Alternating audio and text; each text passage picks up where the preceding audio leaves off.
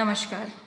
औद्योगिक प्रशिक्षण संस्थानों के व्यवसाय में फैशन डिजाइनिंग टेक्नोलॉजी के विषय सैद्धांतिक के पाठचर्या में अंकित प्रसंग फैशन का परिचय एवं अवसर पर आपको आज मैं प्रशिक्षण प्रदान करूंगी। आज हम जानेंगे कि फैशन से हमारा क्या आशय है, फैशन डिजाइनिंग कैसे होती है, क्या होती है, फैशन डिजाइनर कौन होते हैं और वो क्या करते हैं और व्यवसाय जगत में किस किस क्षेत्र में वो अपने लिए अच्छा जॉब का अवसर या अपने स्वयं के कार्य का अवसर कैसे बनाएंगे, किस जगत में कैसे कार्य करेंगे, इस सब के बारे में आज हम विस्तार से चर्चा करेंगे। जिसमें सबसे पहले आज हम समझेंगे कि फैशन से हमारा क्या आशय है। चलिए, तो आज जानते हैं कि फैशन से हमारा आशय क्या है। इस धरती पे रहने वाले प्रत्येक व्यक्ति को अच्छा दिखने की आंतरिक इच्छा होती है। इससे उन्हें अपने सामाजिक, आर्थिक दायरे में आत्मविश्वास महसूस होता है। जब हम फैशन के बारे में बात करते हैं, तो यह तुरंत ग्लैमर और स्टाइल की छवि लाता है। लोग फैशन को अगले स्तर पर ले जा रहे हैं। हर हफ्ते एक नया फैशन वीक आता है जो अलग-अलग लुक, स्टाइल और कपड़ों के साथ आता है। फैशन व्यक्ति के जीवन में एक बहुत महत्वपूर्ण भूमिका निभाता है, क्योंकि वह आपके आंतरिक स्व को व्यक्त करता है और इसे स्थिति का प्रतीक बनाता है। फैशन केवल कपड़े नहीं हैं, इसमें आभूषण, सामान, मेकअप, प्रौद्योगिकी, गैजेट्स और बहुत सी ऐसी चीजें शामिल होती हैं। व्यक्ति को कुछ भी पहनना है, वह उसके समाज, संस्कृति, धर्म और पेशे को दर्शाता है। वैसे यह कहना गलत नहीं होगा कि फैशन वास्तव में कई देशों का चेहरा बदल दिया है। यहाँ कहने का तात्पर्य यह है कि प्रत्येक व्यक्ति आज के टाइम में बहुत अपने आप को अच्छा दिखाना चाहता है। वो कितनी अच्छे तरीके से रहता है, अपने पहनावे, अपनी साज-सज्जा में कितने अच्छे तरीके से रहता है, वो उसके समाज में उसकी स्थिति को दर्शाता है कि वो कितना सभ्य है, कितना पैसे वाला है या उसकी आर्थिक स्थिति कैसी है। ये सारी चीज़ें आप अगर उसके फैशन ट्रेंड्स को फ़ॉलो करोगे तो आप समझ सकते हो। इसके अलावा आपका लुक, आपका फैशन, ये सब आपके पहनावे पे डिपेंड करता है। यहाँ पे हम फैशन को केवल कपड़े तक ही सीमित नहीं रखते हैं। इसमें हम जो भी कपड़ों के साथ विभिन्न प्रकार के आभूषण या सामान या मेकअप जो भी हम इस्तेमाल करते हैं, जो भी हम प्रयोग करते हैं कपड़े के साथ या अपने साथ हम इस्तेमाल करते हैं, वो हमारे फैशन का ही प्रतीक होता है। जैसे हम अगर साड़ी पहनते हैं तो हम साड़ी के साथ विभिन्न प्रकार के और भी एक्सेसरीज कैरी करते हैं, जैसे चूड़ी हो गई, बिंदी है, झुमके हैं। जो भी हम प्रयोग करते हैं वो हमारे सामाजिक और आर्थिक दायरे को दर्शाती है। वो बताती है कि हमारी आर्थिक स्थिति क्या है और हमारा सामाजिक दायरा कितना है, हम कितने दायरे के अंदर रह सकते हैं।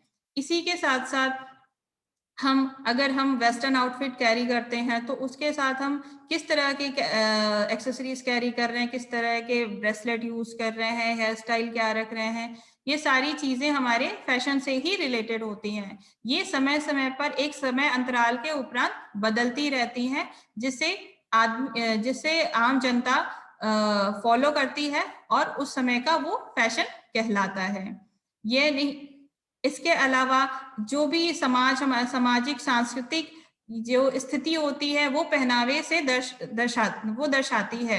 जैसे अगर आप इसके अलावा अलग-अलग आपने देखा होगा कि अलग-अलग राज्यों में अलग-अलग तरीके के पहनावे होते हैं, जो उनकी सामाजिक और सांस्कृतिक स्थिति को व्यक्त करता है। जैसे राजस्थान में आपने देखा होगा कि वहाँ की जो महिलाएँ होती हैं बहुत चटकीली और रंग-बिरंगे रंग के कपड़े इस्तेमाल करती हैं पहनने में। तो वो वहाँ की क्या है सांस्कृतिक स्थिति है। वो उनकी वहाँ की संस्कृति को प्रदर्शित करता है। चलिए आगे बढ़ते हैं। भारतीय फैशन अपनी समृद्धि संस्कृति विरासत के कारण विशाल है। इस प्रकार यह विकसित होता रहता है। भारत में लोग ऐसे कपड़े पहनते हैं जो अवसर विशेष के होते हैं। विवाह समारोह महान संस्कृति फैशन का प्रदर्शन करते हैं। दिवाली होली कोई भी त्योहार हर साल एक नया फैशन ट्रेंड लेके आता है। इसलिए भारतीय फैशन विदेशी है। हालांकि पार्टियों में पश्चिमी संस्कृति का कुछ प्रभाव देखा जा सकता है। विभिन्न आयु वर्ग के लोगों के लिए अलग अलग फैशन ट्रेंड्स होते हैं। टीनेजर्स का अपना फंकी ट्रेंड होता है, वहीं वयस्क एलीट और डिजाइनर कपड़े पहनते हैं। ना केवल कपड़े बल्कि विभिन्न अवसर पे अलग अलग मेकअप और हेयर स्टाइल भी अपनाते हैं। तो देखिए यहाँ पे ये समझाया जाता है कि जैसे भी हमारी फैशन ट्रेंड्स चलते हैं वो हमारी संस्कृति से भी बिलोंग करते हैं। आज के समय में जितनी भी हमारे फैशन ट्रेंड्स हमारे समाज में अपनाए जा रहे हैं वो अधिकतर पाश्चात्य शैली के हैं। आप देखेंगे विभिन्न प्रकार के अवसरों पे आज के टाइम में गाउन अलग अलग तरीके के लहंगे चुनरी जिसमें वेस्टर्न लुक को मिक्स करके बनाया जा रहा है। तो आज के टाइम में अलग अलग तरीके से लोग अपने फैशन को रिप्रेजेंट कर रहे हैं। उसी तरीके से फैशन भी अलग अलग एज ग्रुप के लिए अलग अलग तरीके के अपनाए जाते हैं। जैसे आप टीनेजर्स ले लिए, टीनेजर्स में अधिकतर जो रंग बिरंगे वस्त्रों का इस्तेमाल करते हैं, फंकी तरीके के कपड़ों का इस्तेमाल करते हैं। वहीं इसके विपरीत जो वयस्क लोग होते हैं वो डिजाइनर कपड़े या बहुत से हल्के हल्के रंग के कपड़े या डिजाइनर कपड़ों का इस्तेमाल करते हैं। तो ये जो हमारा फैशन होता है वो अलग अलग एज ग्रुप के अकॉर्डिंग भी अलग अलग तरीके के फैशन अपनाते हैं। अलग अलग तरीके के मेकअप अपनाते हैं, अलग अलग तरीके के हेयर स्टाइल अपनाते हैं। तो ये आप बढ़ते हैं हम इसके आगे। जैसे जैसे लोगों को संस्कृति का रवैया बदल रहा है फैशन भी अपना चेहरा बदल रहा है। हर कोई अपने समाज और सामाजिक माहौल के अनुसार एक फैशन की प्रवृत्ति का पालन करने में कामयाब रहा है। चाहे वह मध्यवर्गीय लोग हों या उच्च वर्ग के लोग हों, वे उन फैशन ट्रेंड्स का पालन करते हैं जो उन्हें अपने समाज में स्वीकार किए जाने का एहसास कराते हैं। कहने का तात्पर्य यह है कि फैशन ट्रेंड आज के जमाने में मध्य वर्गीय हो या उच्च वर्गीय हो, सभी अपने समय के अनुसार अपनी आर्थिक स्थिति के अनुसार जो भी फैशन करंट में चल रहा होता है उसे फॉलो करते हैं जो कि उनके समाज में स्वीकार्य हो। वो ऐसे ट्रेंड्स नहीं फॉलो करते हैं जो उनका समाज उन्हें स्वीकार नहीं करता। आगे बढ़ते हैं। आज का युवा नए एवं विकसित हो रहे हैं फैशन ट्रेंड्स का एक प्रमुख अनुयायी हैं।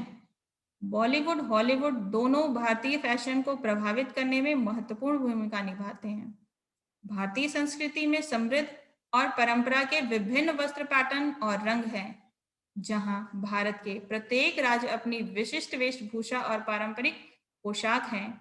ग्रामीण क्षेत्रों में पारंपरिक कपड़े अभी भी पहने जाते हैं, हालांकि शहरी क्षेत्र में इंटरनेट और सोशल मीडिया से तेजी से प्रभावित किया है। यहाँ पे इसका तात्पर्य ये है कि आजकल के ज़माने में जो भी फैशन ट्रेंड फॉलो होते हैं, अधिकतर उसकी इंस्पिरेशन हमें कहाँ से मिलती है? बॉलीवुड या हॉलीवुड से। उसमें जो भी हीरो हीरोइंस जो भी जिस तरह के डिज़ाइन पहनते हैं, अमूमन मार्केट में वही डिज़ाइन और ट्रेंड्स फॉलो किए जाते हैं। इसके अलावा आज के टाइम में भी जो गांव के लोग हैं उनमें वो पारंपरिक जो वस्त्र हैं वो ही पहनते हैं, लेकिन जैसे जैसे ही शहरी क्षेत्रों का विकास हो रहा है, नए नए विकास हो रहे हैं इंटरनेट सोशल मीडिया के माध्यम से, शहरों में फैशन का प्रभाव थोड़ा ज्यादा है और उनके पे फैशन का प्रभाव गांव के मुकाबले ज्यादा है और वो अपने नए ट्रेंड्स को फॉलो करते हैं। ये तो था अभी तक हमारा ये परिचय कि फैशन होता क्या है। पहले आपने फैशन समझ लिया कि फैशन होता क्या है, तो अब हमें ये समझना है कि हमने फैशन को तो समझ लिया, अब फैशन डिजाइनिंग के बारे में हम यहाँ पर डिस्कस करेंगे कि फैशन डिजाइनिंग होता क्या है। फैशन डिजाइनिंग में आपको सिर्फ क्लोथ्स, ड्रेस, शूज आदि के डिजाइन करना होता है, ना कि उन्हें बनाना होता है। और अगर आप में इंटरेस्ट है और आप क्रिएटिव हैं तो आप फैशन डिजाइनिंग में अपना करियर बना सकते हैं। यहाँ पे कहने का तात्पर्य यह है कि आपको कोई भी क्लोथ्स, जो भी अभी जैसे आपको अभी जो पहले समझाया कि फैशन का मीन्स केवल क्लोथ्स नहीं होते हैं, उससे जुड़ी एक्सेसरीज भी होती हैं। उसी तरह फैशन डिजाइनिंग में आप जब भी डिजाइनिंग करते हैं तो सिर्फ कपड़े की डिजाइनिंग नहीं करते हैं, कपड़े के साथ साथ विभिन्न तरीके के शूज, जो एक्सेसरीज होती है, उन सभी की डिजाइनिंग हम फैशन डिजाइनर करते हैं, जिसे हम फैशन डिजाइनिंग कहते हैं। इसे हमें सिर्फ डिजाइन करना होता है, ना कि हमें स्वयं बनाना होता है। इसमें कार्य केवल डिजाइन करने का होता है। बनाने के लिए आपको उपयुक्त व्यक्ति मिलते हैं, जिनके माध्यम से, जिनकी सहायता से आप वो क्लॉथ्स, ड्रेस, शूज या एक्सेसरीज जो भी है आप तैयार करते हैं। लेकिन उसे तैयार करने के लिए आपके अंदर क्रिएटिविटी होनी चाहिए, नई सोच को अचीव करने की ताकत होनी चाहिए, नई नई इन्वेंशंस करने की ललक होनी चाहिए कि आपको कोई नई क्रिएटिविटी करनी है, नई चीज समाज में लानी है। तो अगर आपके अंदर क्रिएटिविटी है तो आप एक फैशन डिजाइनर बन सकते हैं। अब चलिए हम आगे डिस्कस करते हैं कि फैशन डिजाइनर होता क्या है और फैशन डिजाइनिंग कैसे की जाती है, और फैशन डिजाइनिंग करने के बाद आपको क्या स्कोप है, किस क्षेत्र में आप जा सकते हैं फैशन डिजाइनिंग करने के बाद एज अ फैशन डिजाइनर। तो चलिए आगे बढ़ते हैं। फैशन डिजाइनर आखिर होता कौन है ये फैशन डिजाइनर, आपको पता है? नहीं, आइए मैं आपको समझाती हूँ। आज के समय में हर व्यक्ति अपने लुक के लिए इतना सजग हो गया है कि वह हरदम कुछ ऐसा पहनने की चाह रखता है जो न सिर्फ दूसरों से अलग हो, बल्कि आपको ट्रेंडी भी दिखाए। आपकी इस चाहत को पूरा करने का काम करते हैं फैशन डिजाइनर। फैशन डिजाइनर अपने अनोखे आइडिया के बूते पे ही हर साल मार्केट में कुछ नया लेकर आते हैं। अगर आपके पास भी कपड़े की समझ है, साथ ही साथ कुछ नया व हटकर करने की चाह है, तो आप बतौर फैशन डिजाइनर अपना भविष्य उज्जवल बना सकते हैं।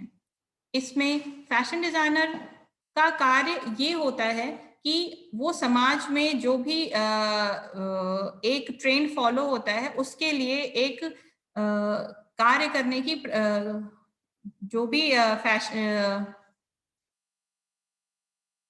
जो भी करते हैं। फैशन डिजाइन का कार्य है एक आम जनता के लिए विभिन्न प्रकार के नए नए डिजाइन के वस्त्र तैयार करना, वस्त्र के अलावा विभिन्न प्रकार की एक्सेसरीज तैयार करना, जिसके लिए उसे बहुत ही एक क्रिएटिव माइंड होना बहुत आवश्यक है। अब चलिए हम आगे बढ़ते हैं कि हम फैशन डिजाइनर बनने में कार्य क्षेत्र कौन कौन से हैं, हम इसको कैसे आगे बढ़ सकते हैं, इस क्षेत्र में हम कैसे आगे बढ़ सकते हैं। एक फैशन डिजाइनर का कार्य क्षेत्र सिर्फ कपड़ों को डिजाइन करने तक ही सीमित नहीं है, बल्कि उसे हर समय पर इस बात का ध्यान रखना होता है कि वर्तमान में ग्लोबली क्या ट्रेंड चल रहा है। साथ ही उसे ध्यान में रखकर हमेशा कुछ नया करने का प्रयास करना होता है। एक फैशन डिजाइनर का कार्यक्षेत्र में कपड़ों को डिजाइन करने के साथ साथ उसे पूरा करने अपना बेस्ट देना होता है, अर्थात कपड़ों के स्टिचिंग के अतिरिक्त टीम के साथ मिलकर समय पर कार्य पूरा करना भी उसका कार्य क्षेत्र है। कहने का तात्पर्य है कि एक डिजाइनर जब भी कोई गारमेंट बनाने की तैयारी करता है तो उसे उस समय हर जो स्थिति है उसका ध्यान रखना होता है कि करंट में क्या चल रहा है, किस रंग के कपड़े चल रहे हैं, किस तरह की लेस चल रही है। अगर आप किसी बटन का इस्तेमाल कर रहे हैं तो वर्तमान समय में किस तरह के बटन का ट्रेंड चल रहा है, ये सारी चीजों का आपको ध्यान रखना होता है। इसके अलावा कपड़े बनाने के साथ साथ आपको एक टीम के साथ काम करना, क्योंकि आपको पहले जैसे बताया कि आपको डिजाइन करना होता है, ना कि आपको वो कार्य खुद करना होता है। तो आप जब भी एज अ डिजाइनर काम करते हो तो आपको एक टीम के साथ काम करना पड़ता है। तो आपको कोशिश करना चाहिए कि आप अपनी टीम के साथ बहुत अच्छे से कोऑपरेट करके अपनी जो भी गारमेंट आपने निर्मित किया है उसकी स्टिचिंग, उसकी फिनिशिंग, उसकी क्वालिटी, आप जैसा आप अपने ग्राहक के लिए आपने बनाने के लिए प्रण लिया है, वैसे ही आप उसे बनाएं, उसकी परफेक्ट फिटिंग में उन्होंने उनको जो डिजाइन आपने दिखाया है उसी के मुताबिक वो परिधान तैयार होना चाहिए। इसमें आपको अपने टीम के साथ मिलकर कार्य करना होता है। चलिए अब हम समझते हैं इनमें स्किल्स के बारे में। डिजाइनिंग क्षेत्र में हमारी स्किल्स क्या-क्या होनी चाहिए। फैशन डिजाइनिंग एक ऐसा क्षेत्र है जो अक्सर युवाओं को अपनी ओर आकर्षित करता है, लेकिन यह जितना ग्लैमरस है, इसमें सफल होने के लिए उतना ही क्रिएटिव होना आवश्यक है। साथ ही इस क्षेत्र में आपकी अलग सोच की क्षमता के साथ-साथ आपको कपड़ों की बेहतर समझ, सिलाई की बारीकियां और अपने क्लाइंट के हिसाब कपड़ों को डिजाइन करना आना चाहिए। अर्थात आपको न सिर्फ अपने क्लाइंट की ज़रूरत को समझना होता है, बल्कि उसे समझकर उससे ऐसे परिणाम देने होते हैं, जिससे आप सफलता की सीढ़ियाँ चढ़ते जाएँ। यहाँ पे कहने का तात्पर्य है कि डिज़ाइनर को हमेशा ये ध्यान रखना चाहिए कि वह जो भी गारमेंट बना रहा है, वो बहुत अच्छी क्वालिटी का होना चाहिए, सिलाई की सारी बारीकियाँ उसमें होनी चाहिए। अगर क्लाइंट ने किसी भी प्रकार का कोई डिज़ाइन या स्पेसिफिक डिज़ाइन अगर बताया है, तो वो ग्राहक के मन मुताबिक ही बनना चाहिए। जिससे अगर ग्राहक संतुष्ट होता है, तो वो आपको अपने अगले जो भी ऑर्डर होगा वो आपको देगा, जिससे आपका व्यवसाय चलेगा, आगे बढ़ेगा। तो हमेशा कोशिश करनी चाहिए कि जो भी वस्त्र आप बनाएँ या जो भी एक्सेसरीज़ बनाएँ, वो आपके ग्राहक को संतुष्ट करें।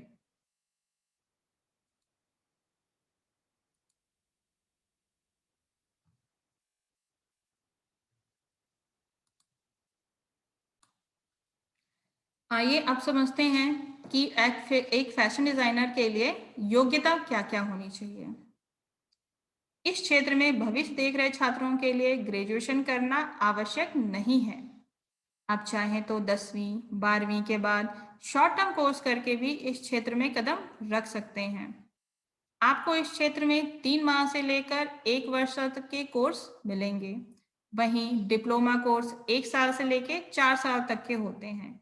आप अपनी सुविधा अनुसार इसका चयन कर सकते हैं। कोर्स के दौरान छात्रों को न सिर्फ लेटेस्ट डिजाइन और ट्रेंड की जानकारी दी जाती है, बल्कि सिलाई के बेसिक जैसे कपड़े की कटाई से लेकर उसकी सिलाई तक के बारे में बताया जाता है। आपको पहले अपने डिजाइन को कागज पे उतारना होता है, इसके बाद कपड़े पे। जैसे कि स्टूडेंट्स आप लोग आईटीआई इस समय वर्तमान में कोर्स कर रहे हैं, तो आप इस कोर्स को करके भी एक सफल डिजाइनर बन सकते हैं। नहीं, इसके अलावा अगर आप और भी कोर्सेज करना चाहते हैं तो आप डिप्लोमा का कोर्स कर सकते हैं जो 1 साल से 4 साल तक का होता है। वरना आप चाहे तो आईटीआई करके भी इस कोर्स के बिहाफ पे आप एज अ डिजाइनर काम कर सकते हैं।